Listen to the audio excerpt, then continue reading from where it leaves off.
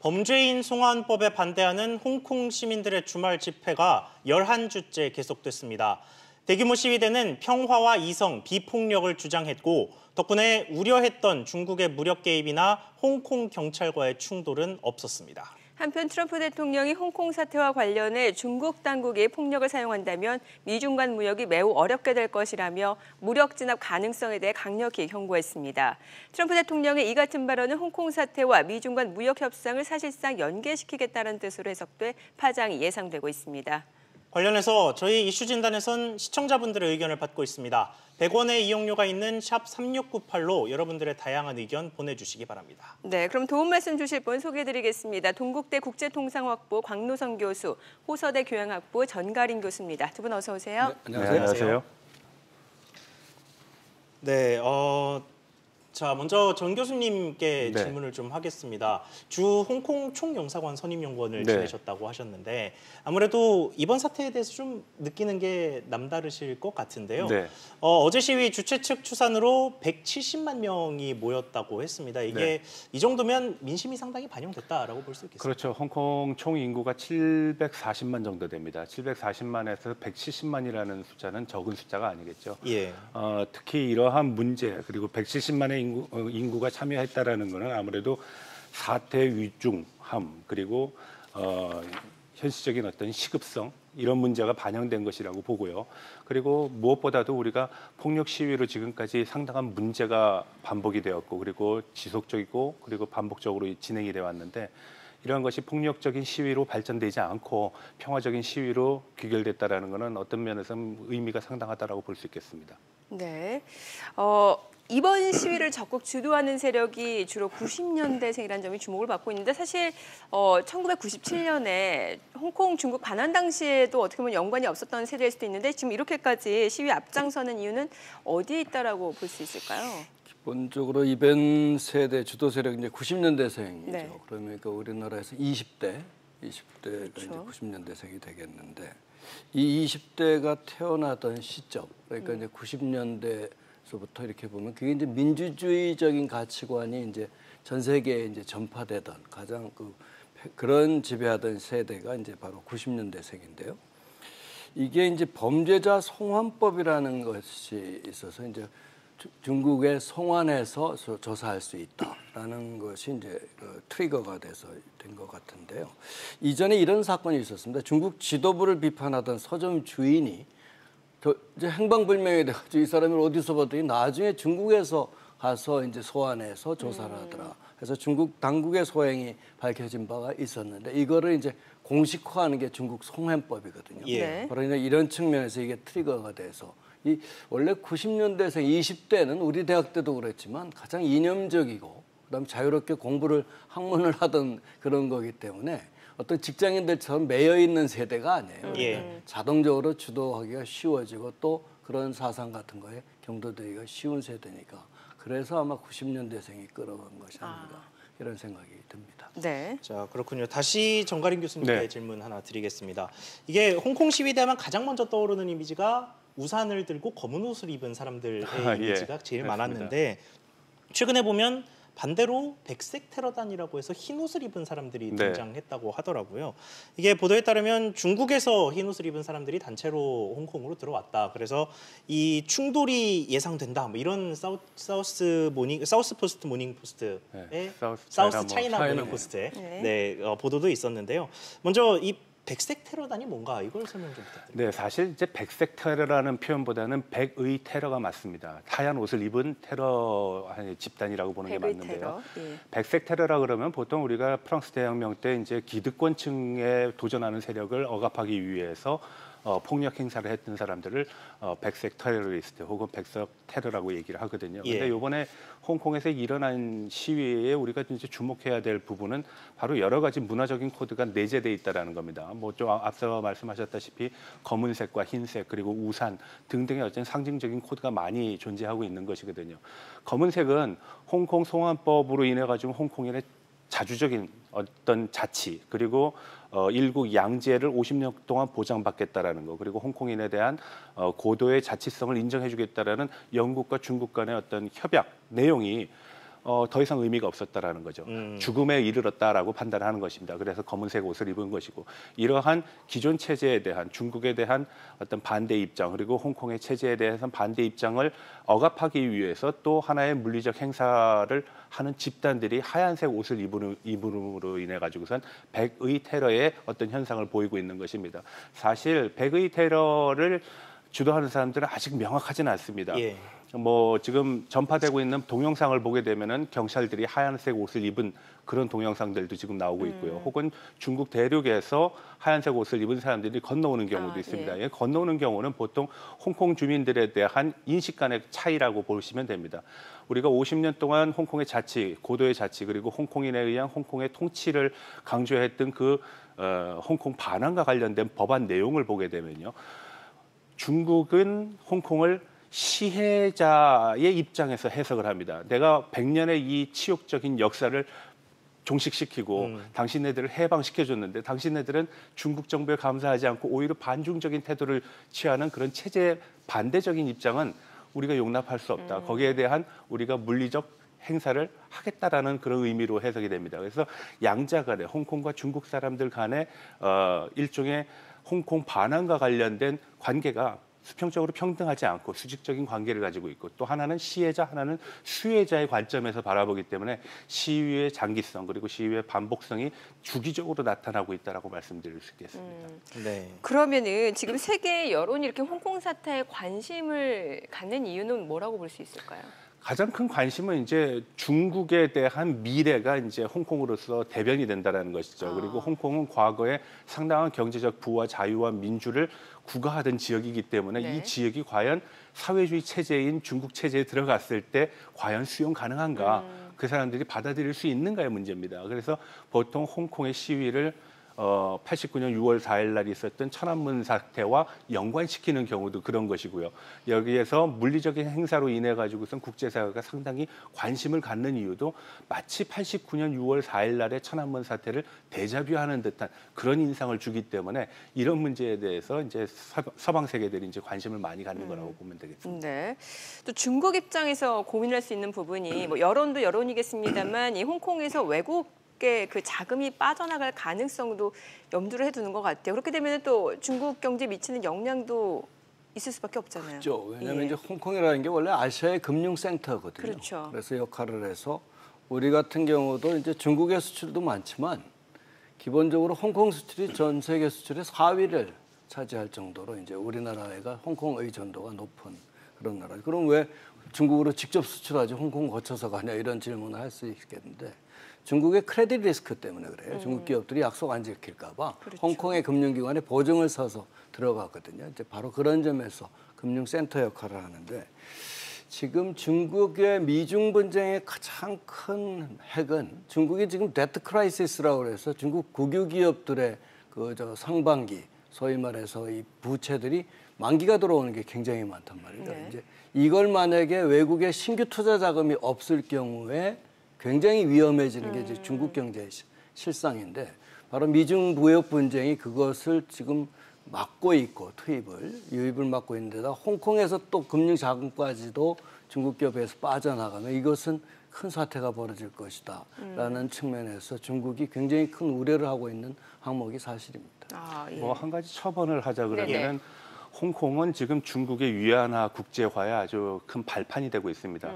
중국이 이제 기축통화로서의 중국의 화폐인 위안화를 이제 국제적으로 이제 확산을 시키고 있는데 물론 그 배경에는 세계 공작이라는 타이틀과도 무관하지 않습니다. 근데 이제 홍콩이 가지고 있는 금융적인 지위를 이용해 가지고선 위안화화의 어떤 국제화, 기축통화화를 진행을 하려고 그러는데 만약에 홍콩에서 이러한 불미스러운 일이 확산이 되고 의 기능이 마비가 된다 그러면은 중국의 기축통화화를 강조하는 그 부분도 상당한 충격을 받을 것이고요. 더 나아가서는 홍콩의 금융 지위까지도 몰락할 수 있는 그런 우려도 있는 것이 사실입니다. 그렇군요. 자, 그래서 그런지 모르겠습니다만 시진핑 국가주석이 베이다이어 회의에서 그 홍콩 진압 관련해서 뭐 준엄한 법 집행을 하겠다고는 했습니다만 네. 군대를 투입할 필요는 또 없다. 뭐 이런 식으로 약간 한 발 물러서는 모양새를 취했거든요. 이거 어떻게 해석할 수 있을까요? 사실 그렇습니다. 홍콩에 대한 정확하고 안정적인 관리가 중국의 입장에서 보면 굉장히 중요합니다. 왜냐하면 한국과의 주권의 완전성이라든지 아니면 통일성이라는 측면에서 보면 홍콩에 대한 관리는 필요 불가급한 그 문제인데 중요한 것은 6.4 천안문 사태의 그런 후유증이 여전히 남아있다는 것입니다. 예. 6.4 천안문 사태 이후에 서방 세계들은 중국에 대해서 컨테인먼트 폴리시라고 그러죠. 봉쇄 정책을 실시하게 네네. 되거든요. 그래서 89년서부터 93년까지 중국의 경제 성장률이 굉장히 낮은 수준에 이르렀던 그런 경험이 있습니다. 그러니까 가급적이면은 무력 행사를 통하지 않고 국제적인 어떤 시설을 주목받지 않게 하면서 홍콩 문제의 국제화를 차단하는 동시에 안정적인 관리를 하겠다는 그런 의미가 있기 때문에 엄중한 법의 적용을 강조한 것인데 뭐 그것이 그렇다고 해가지고선 군대나 아니면은 무장 경찰을 파견하지 않겠다는 그런 의도는 아니라고 저는 봅니다. 예, 뭐 상황이 이렇다 보니까 홍콩 시위 문제가 이제 미중 양국 간의 갈등으로도 번지는 양상을 뭐 나타내고 있는데 트럼프 대통령이 중국을 향해서 이제 경고 메시지를 보내고 또 중국 입장에서는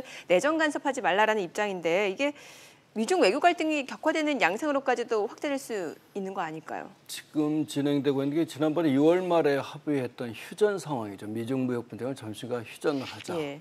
하고 했었는데 실제로 9월 1일 다음 달 1일부터 나머지 3천억 달러에 대해서 10% 관세를 부과하겠다고 결정을 내렸고 그러니까 이제 그 중국이 옛날에는 말을 잘 들었어요. 이렇게 해서 피하고 뭐 대신 사주고 그랬는데 정면으로 대응한 게 그럼 우리는 미국 농산물 안 사겠다. 네.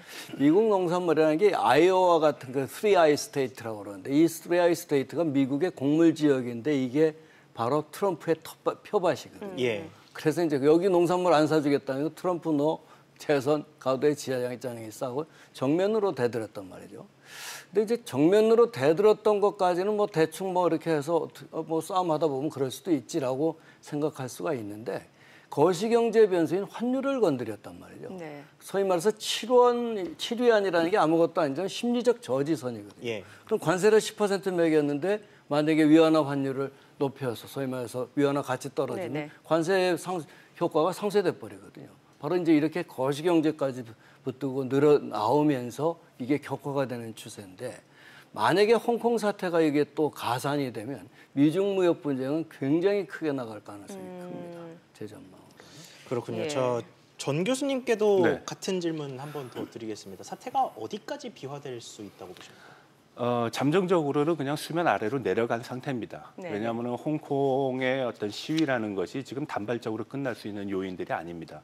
우선 기본적으로는 홍콩의 반환과 관련된 세 가지의 보장, 그러니까 고도의 자치라든지 홍콩인에 의한 홍콩 통치 그리고 일국 양제를 50년 동안 유지하겠다라는 것이 과연 계속 50년 안에 유지가 될 수 있는가의 문제에서 지금 그렇지 않은 상황들이 빈번하게 일어나고 있거든요. 특히 뭐 언론의 자유라든지 교육의 문제에 있어 가지고선 중국의 압박이 굉장히 거셉니다. 그리고 또 한 가지는 앞서 말씀드렸다시피 문화적인 상징성들이 굉장히 많이 내재되어 있다는 것이죠. 그리고 그 과정 속에서는 폭력이라든지 희생자, 죽음 이런 단어들이 연관돼 있기 때문에 만약에 폭력적인 어떤 시위 양상으로 번지지 않는다라는 전제 속에서는 네. 평화적인 시위 속에서는 이 문제가 뭐 큰 이슈로 부각되지는 않을 수 있을지언정 장기적이고 주기적인 반복성을 띌 것이라는 거에는 의심의 여지가 없습니다. 자, 그렇군요. 자, 이번에는 광도성 교수님께 다음 질문 드려보겠습니다. 이 미국 상무부가 중국 통신장비 업체인 화웨이에 대한 임시 일반 면허를 90일간 추가 연장할 계획이다. 이런 내용의 로이터 통신 보도가 나왔는데요. 면허 연장에 대해서는 어떤 의미로 해석하면 되겠습니까? 이게 이제 화웨이에 대한 조치를 모든 사람들이 모든 화웨이의 제품에 대해서 미국의 이제 그 설치 금지 또는 도입 금지를 이제 얘기하고 있는 것 같더라고 생각을 하고 있는데 실제로 미국의 접근은 딱 투 트랙이에요. 하나는 네. 상업용은 허용을 해줘서 임시 이제 일반 면허로 계속 허용을 해줬고 예. 요것을 연장해 준 거고요. 이제 군사용으로 전용될 수 있는 것 이것은 아직도 허용이 되지 않는 그런 상황입니다. 그렇다면 임시 일반 면허를 90일간 추가 연장해 줬다라는 의미는 구체적으로 무언가 하는 것이죠. 지금 미중 무역 협상이 지금 소위 말해서 이 데드락 상태에 있는 그런 상황인데 이제 협상의 문을 열어놓겠다라는 시그널로 저는 해석을 합니다. 지금 막다른 골목으로 막 치닫다가는 환율 전쟁까지로 이제 가는 그런 상황에 왔는데 이게 이제 이런 상황에서 미국이 어떤 제스처로서 협상의 문을 열어놓을 테니 와라 하는 것으로 이렇게 해석할 수 있는 것이 아닌가 그런 생각이 듭니다. 네. 자, 그리고 이 이슈도 좀 다뤄봐야 될 것 같은 게 중국이 2년여 만에 미국 채권 최다 보유국 지위를 일본에 내줬단 말이에요. 그래서 여기서 드는 생각이 확실히 미국과 일본 간의 이 밀월 관계가 조금 더 확실시되고 돈독이 되는 양상인데 이거에 관련해서는 어떻게 해석을 해볼 수 있을까요? 원래 트럼프 행정부에 들어와서 예. 트럼프가 이제 아베를 트럼프의 강아지, 애완견, 네. 뭐 이런 얘기까지도 이제 막 네. 보도될 정도로 말을 잘 듣고 둘이 이제 아주 사이가 좋았단 그러니까요. 말이에요. 그래서 트럼프 동안 이제 그렇게 되면서 아베는 일명 통상청에서 본 트럼프 따라하기를 한단 말이죠. 한국의 수출 그 규제를 가한 것도 그렇고 여러 가지 측면에서 트럼프 따라하기를 막 가능합니다. 그렇다면 일본이 무역 수지 적자 상황이 돼. 많은 사람들이 일본이 대한 무역 수지 흑자라고 그래서 전체 무역 수지가 흑자인 걸로 아는데 무역 수지 적자 국가입니다. 네. 한 3년 전부터 그래요. 이런 상황에서 그러면 모자라는 달러로 채권 최다 보유국이 됐다? 이거는 의미가 이상하잖아요. 그죠? 예, 예. 무역 수지 적자면 달러가 오히려 나가는데 그중에서 채권 최다 보유국이 됐다. 이것은 일본이 얼마나 트럼프 비위를 맞추고 있는가. 국가에서는 이제 외환 보유하는 그 우리 국제금융센터 같은 것들이 일본도 있는데 국부 펀드 같은 거를 운용해서 이렇게 보고 있는 사태다. 이렇게 보겠습니다. 합니다. 만약에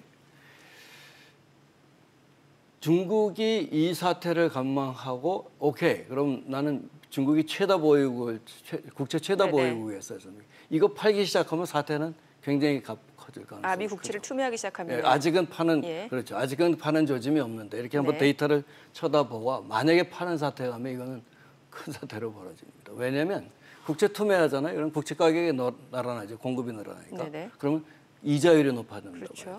트럼프가 제일 싫어하는 게 이자율 높아지면서 파월 지금 치고 있는데 왜 프라이빗 마켓에서 지금 중국이 투매 사태가 되면 이건 트럼프의 정책에 정면으로 반하는 그런 정책을 하게 되는 측면에서 굉장히 심각한 사태라고 볼 수가 있습니다. 네. 자, 그렇다면 두 분께 마지막 질문 하나씩만 드리겠습니다. 이 미중 무역 분쟁의 홍콩 사태까지 확실한 건 이 국제관계의 불확실성이 어쨌든 커졌다라는 것인 것 같거든요. 그렇다면 현 시점에서 우리들은 어떤 포인트를 지켜봐야 할지 정리 말씀 한마디씩 부탁드리겠습니다. 먼저 정 교수님. 중요한 건 그겁니다. 사태의 심각성도 물론 그거 중요하긴 하지만 대응 방안이 과연 마련돼 있는가. 그리고 대응 방안에 대한 다양한 시나리오에 대한 어떤 계산이 전제돼야 된다는 것입니다. 지금 홍콩의 시위에 대해서 많은 분들은 단순하게 홍콩 사람들의 어떤 송환법 반대 의 문제로만 이제 해석을 하는 경우가 있는데 사실 내재된 문제들이 굉장히 많습니다. 그래서 이런 문제가 있을 수 있고요. 두 번째는 이제 중국에 대한 어떤 인식입니다. 중국이 이제 과연 미국과의 경쟁 속에서 이러한 강경책을 계속 유지를 할 수 있는 것인가. 그리고 우리가 일반적으로 앞서에서도 질문으로 나왔지만 국제 투매의 가능성은 있겠는가. 저는 국제 투매 가능성은 별로 없다고 생각합니다. 왜냐하면 자산 가격의 하락으로도 이어질 수 있을 뿐만 아니라 앞서 말씀드렸던 위안화의 국제화에 있어가지고선 지금 미국에서 환율을 건드리는 건 어떤 면에서 보면은 IMF의 특별 인출권의 어떤 자격을 박탈시키고 위안화에 대한 어떤 국제적인 신임도를 떨어뜨리는 그런 의도가 있는 것이라고 저는 보거든요.